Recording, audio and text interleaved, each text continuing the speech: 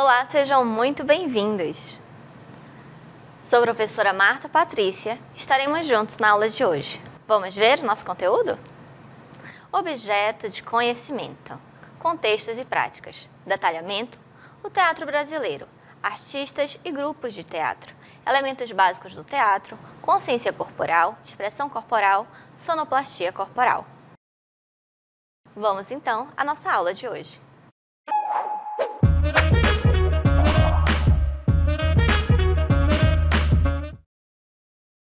Muito bem, então hoje vamos falar sobre teatro. Exato, tanto um lugar quanto uma forma de manifestação artística. E de onde surgiu? Olha só, a palavra teatro tem origem grega e significa lugar de onde se vê, através de danças e rituais. O homem primitivo já fazia teatro para expressar seus sentimentos, sua fé e para contar histórias sobre sua vida cotidiana. Então, consegue perceber na imagem aí ao lado que nós temos um exemplo de teatro. Aqui nós temos um teatro grego e ele vai nos trazer esse formato que nos traz algo que eu consigo enxergar tanto de cima quanto de baixo, o que está na coxia sendo preparado. E aqui a gente vai perceber que é exatamente essa manifestação de expor, se mostrar. Então, o teatro é exatamente para mostrar algo que talvez seja verdade ou criado, fictício. Avançando, vamos perceber que a palavra teatro ela também vai remeter aos dois significados, como falei há pouco. Então, temos o gênero da arte ou também o edifício ou casa, que seria esse espaço onde pode ser representado, trazendo ali espetáculos, apresentações, os momentos que vão ser partilhados. E aqui eu trouxe para vocês o nosso Teatro de Pompeia. Olha só, na Roma. Então, vamos dar uma olhadinha? Vem comigo conhecer. Aqui, nós conseguimos enxergar ele por completo. Essa é a área externa. Mas esse teatro ele também é dividido. Vamos conseguir perceber que existe aqui um momento em que realmente é o nosso teatro, onde ele está preparado para as apresentações. Aqui são as exposições. E claro que esse tipo de teatro, ele não era exatamente algo que era próximo do que conhecemos hoje. Então, tudo acontecia, ou pelo menos a maioria, à luz do dia, e à noite tinham que ter as tochas, os fogos. Vamos entrar um pouquinho mais, olha só. Aqui nós conseguimos perceber que ao adentrar nós temos colunas, uma organização, um auditório, em que tem um detalhamento. Mais à frente vamos perceber que isso vai dar origem ao que nós chamamos no nosso teatro atual até de coxias, que é aquele espaço que fica mais escondidinho. E no palco, vem comigo ver. Aqui, claro, ficam os destaques. E esse tipo de teatro era também para outras festividades. Nesse espaço vamos perceber que existe a área externa, esse grande jardim. E aqui também vamos ter um olhar para toda a arquitetura. Dentro do teatro tem que se pensar numa organização. Quando a gente fala dessa estrutura, ela tem que estar preparada para aquilo que talvez vá ser ensinado. E claro, sempre belo, estético. Então, esse foi um pouquinho do nosso Teatro de Pompeia, a gente conhecer. Mas eu também trouxe aqui para vocês um outro teatro. Esse teatro que a gente pode chamar de Teatro de Olímpico. Por que Teatro Olímpico? O Teatro Olímpico, ele vai vir trazendo a questão do renascimento. Podemos dizer que ele é o nosso primeiro teatro ocidental. Então, aqui do Ocidente, vamos perceber que nós temos uma organização de teatro que ela é fechada. Perceberam que há pouco nós encontramos e detalhamos um teatro que ele era completamente aberto, que tinha até jardim? Não tinha nada que cobrisse. Choveu, molhou todo mundo. Agora nós vamos conhecer o nosso primeiro teatro fechado. Olha só, esse teatro, por fora, completamente fechadinho. Então, a gente consegue dar uma olhada, que ele é um pouco mais parecido com o que temos hoje. E vamos conhecer por dentro? Aqui a gente já consegue perceber que, ao entrar, nós já temos a organização do hall, temos a organização da plateia, do palco que é mais separado. Então, não tem o foco para a área externa e arquitetônica, tem o foco para a apresentação. Tudo tem que estar voltado para o centro. E aqui a gente consegue enxergar que nesse teatro ele também vai nos trazer, olha, essa organização dos cenários. Então, antes tudo era muito real. Agora eu posso trazer outras criações. Então, esse teatro aqui é o que começa a dar origem para o teatro que nós conhecemos hoje, atualmente, tá? Então, vamos começar a perceber que lá no século XVI, o teatro no Brasil, ele deu seus primeiros passos com as exibições teatrais organizadas pelos padres jesuítas. Então, quando a gente fala do teatro, ele não é recente. Ele é uma das primeiras formas de expressar, de manifestar. E claro, dentro das nossas formas de linguagem, o teatro ele também vai nos possibilitar trazer a questão também de trazer ali as relações, a facilidade de conectar. Então, também foi-se utilizado como uma ferramenta lá no período dos jesuítas para conseguir trazer essa forma de conexão. E assim eles conseguirem trazer a sua forma de pensar, agir, suas crenças e religião. Então, como eu falei, o teatro no Brasil, ele deu seus primeiros passos com essa exibição. Lá atrás, a gente consegue perceber que o padre José de Anchieta, ele é considerado o primeiro dramaturgo do país. E assim, ao longo do tempo, isso foi se tornando uma forma de arte mais estruturada. Olha só, como mais ou menos isso pode ter se dado, professora? Então vem comigo conhecer. A gente vai perceber que ao longo da história, nós já tínhamos a nossa forma de enxergar, de manifestar todo o nosso entorno. Mas, chegados aqui outros povos, quiseram impor sua forma de crer, sua forma de enxergar o mundo. E, automaticamente, a arte foi sendo uma ferramenta de manipulação para esse processo. Então, a gente consegue perceber que, ao colocarmos a arte como uma ferramenta, o teatro ele passou também a ser uma forma de manipulação nesse processo. Inicialmente, o teatro no Brasil, ele tinha ali o seu propósito religioso, então era a questão de catequizar, ou seja, tá ensinando, trazendo ali essas expressões de uma outra cultura para os nossos povos originários. E isso através de música, de dança e de ensinamentos religiosos. Então, aqui a gente consegue enxergar que era uma maneira de aproximar ali a questão da fé cristã. E isso, claro, foi só o início de algo mais estruturado. Mas como falamos, a forma de manifestar, de expressar, sempre esteve em nós. Vamos ver então algumas características. Olha só.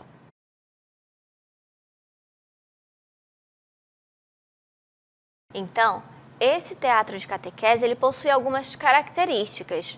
Vamos começar a perceber que destacam-se algumas.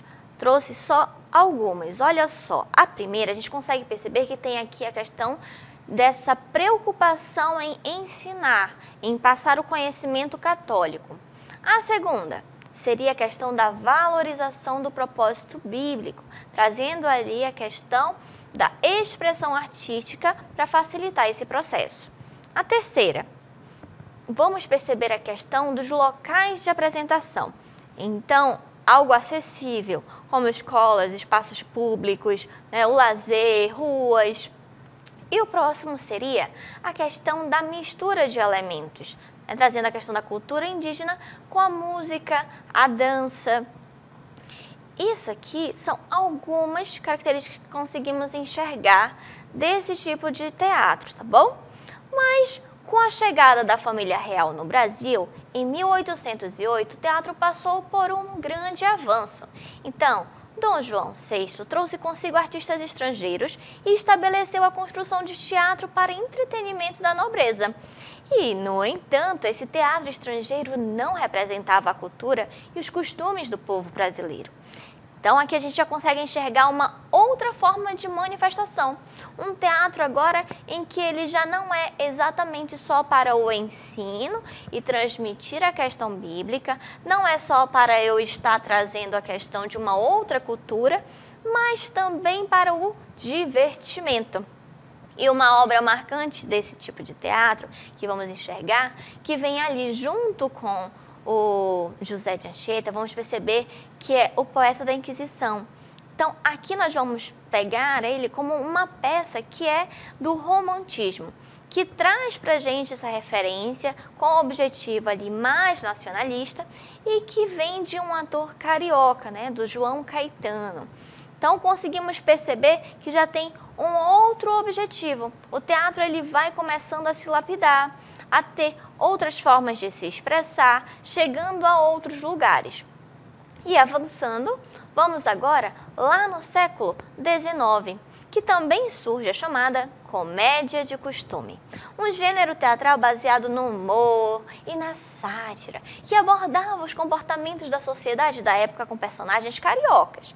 Então, aí a gente vai perceber que já tem mais a questão do molejo, do riso, da comédia. E em 1943, o teatro brasileiro ele começa a ganhar maior visibilidade.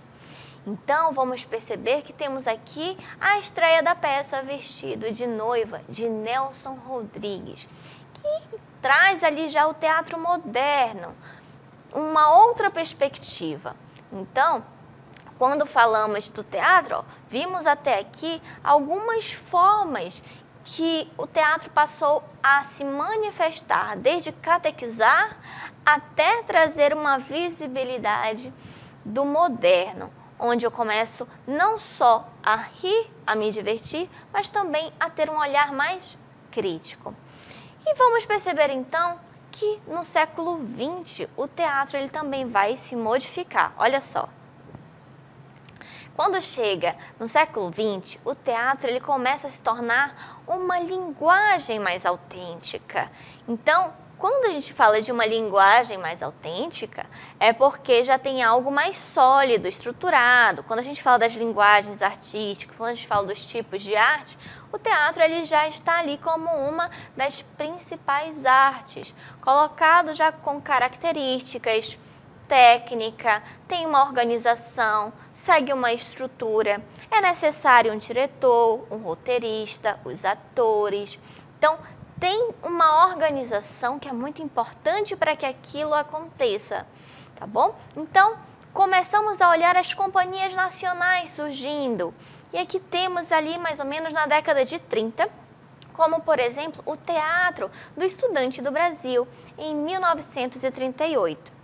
Olha só, o teatro brasileiro de comédia, ele foi criado em 1948 e a gente consegue perceber alguns ícones. Percebam, cada imagem aqui que eu trouxe a vocês é um ator que é referência. Então conseguimos perceber aqui alguns que hoje estão aí deixando sua marca na história.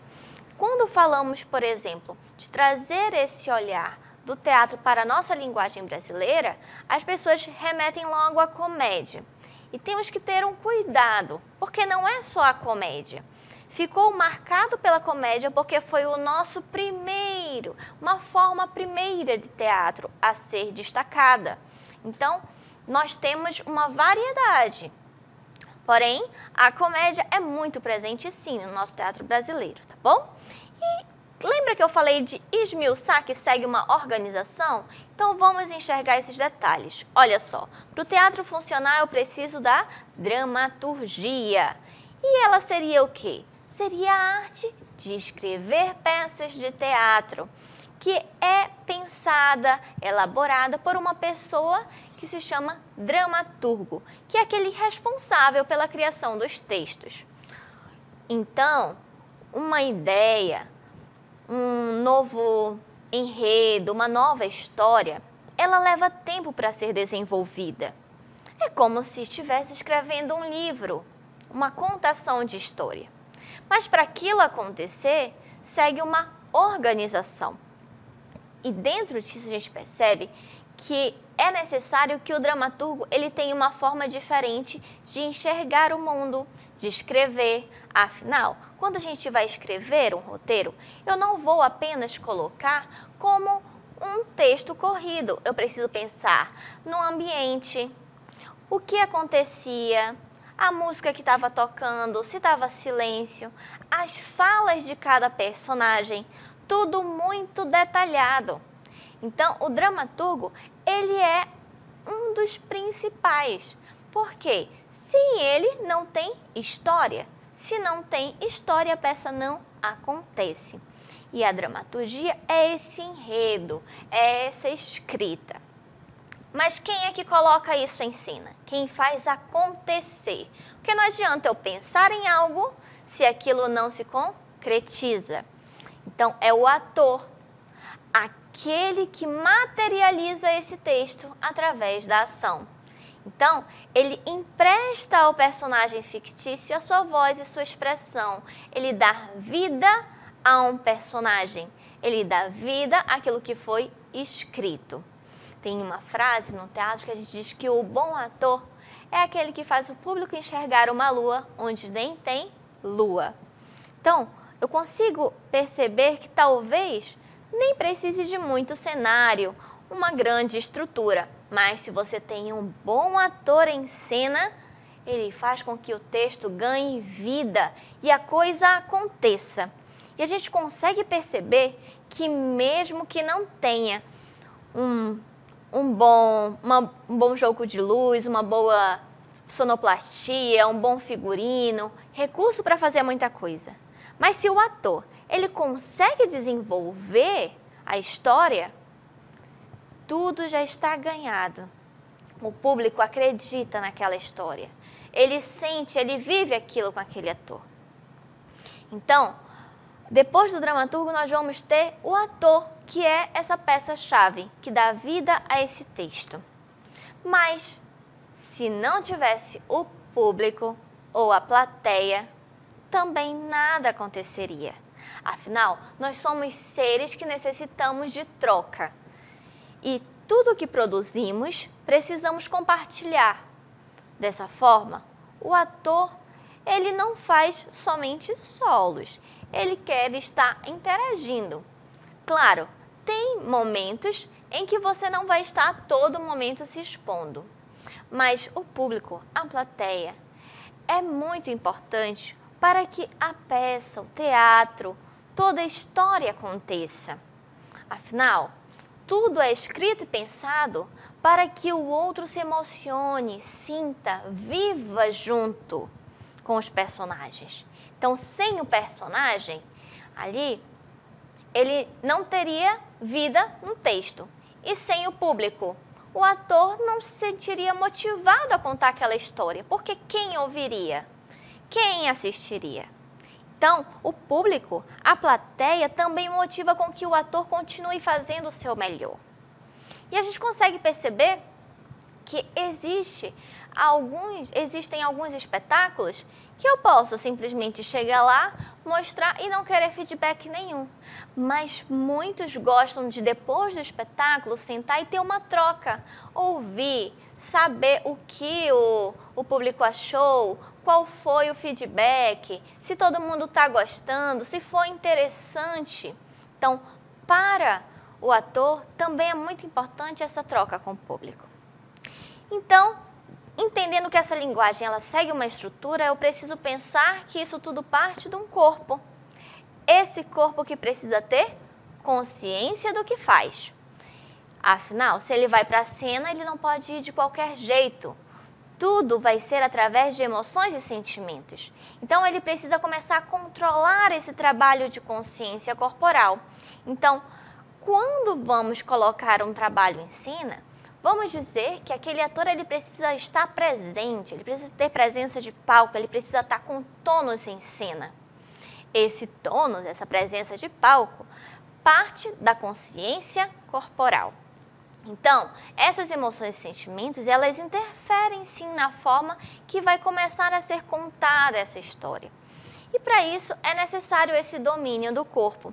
Então, muitos passam a ter técnicas, seja a técnica da própria expressão, de desenvolver sua presença em cena, mas também a questão de técnicas de dança, de voz, de postura. Talvez pareça fácil andar em cena ou ficar calado, mas com certeza você já deve ter se pegado naquele momento em que falam para você não se mexe e é na hora que começa a coçar tudo, você não consegue ficar parado. É exatamente isso que acontece. É preciso ter consciência. Lembra que nós falamos que o ator ele empresta o seu corpo e a sua voz para o personagem? Então, aqui vamos enxergar que ele deixa de ser ele e passa também a ser o personagem, tendo que se comportar de outra forma, ter consciência diferente, se posicionar de uma outra maneira. Então, essas novas possibilidades de manifestar, de expressar, é exatamente essa consciência corporal que vai fazer diferença na hora da cena. E quando a gente fala isso, parece que é algo longe, que só tem que ser para o teatro, mas isso está no nosso dia a dia, na vida. Nós precisamos ter consciência corporal quando estamos fazendo nossas atividades diárias. Nós precisamos ter consciência do nosso corpo quando estamos desenvolvendo uma atividade para a gente não se machucar. Quando nós estamos, de repente, tendo que nos preparar para uma apresentação de trabalho, a professora passou uma atividade, eu tenho que me preparar, tenho dificuldade de falar em público. Você precisa desenvolver isso.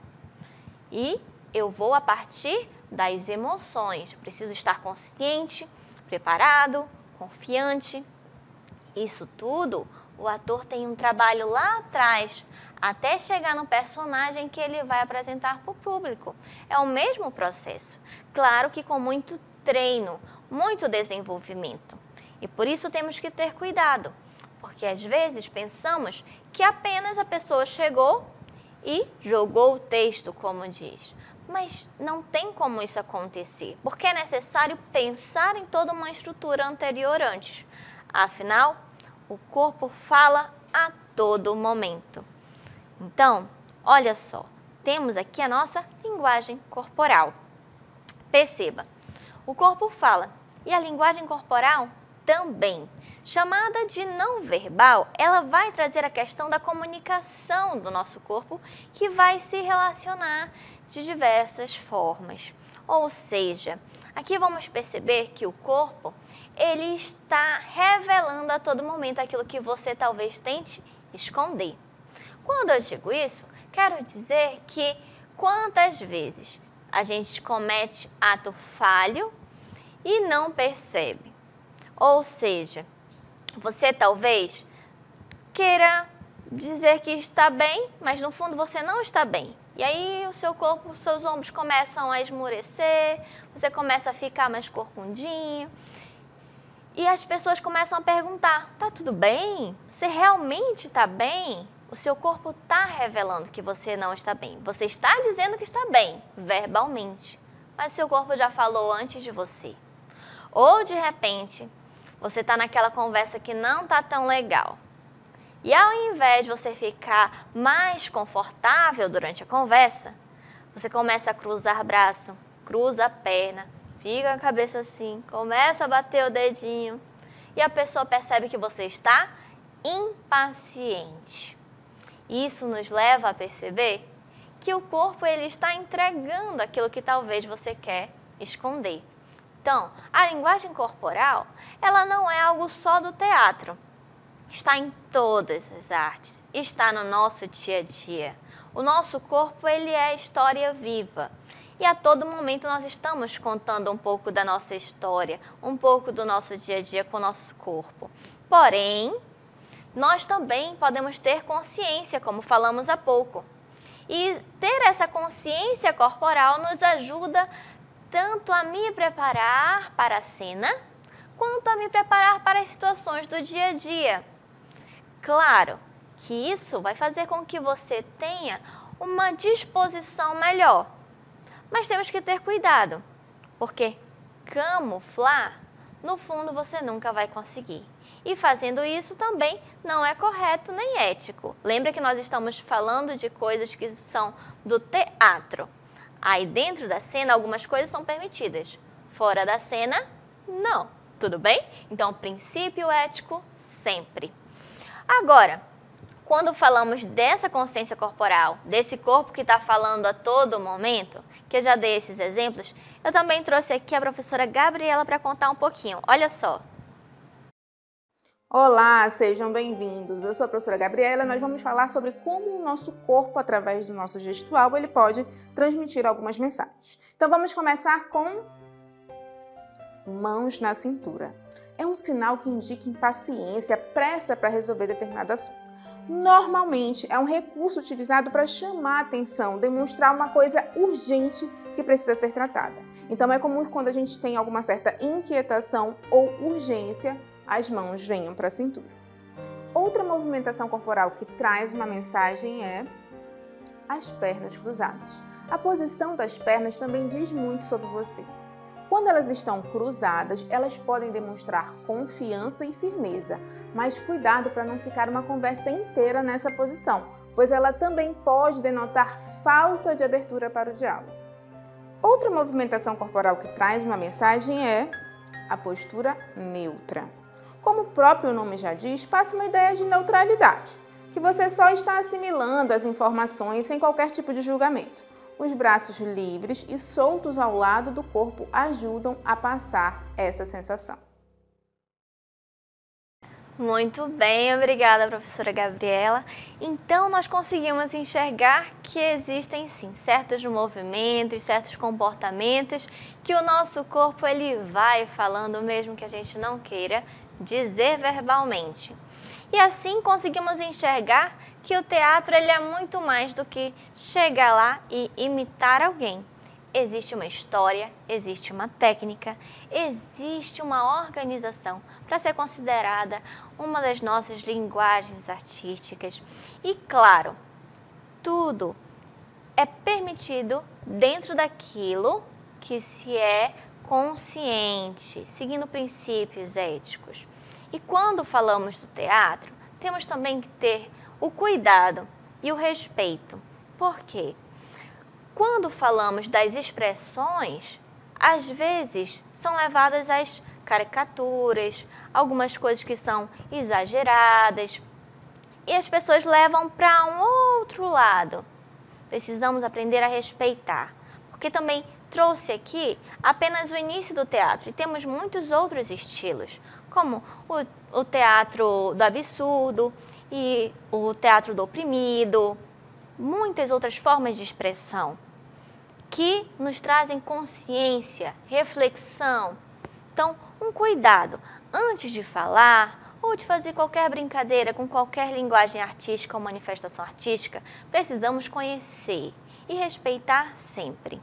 Mas, acima de tudo, respeitar o próprio ser que está ali se colocando à disposição para fazer a sua manifestação, a sua própria arte. E assim, a gente vai chegando ao final da nossa aula de hoje.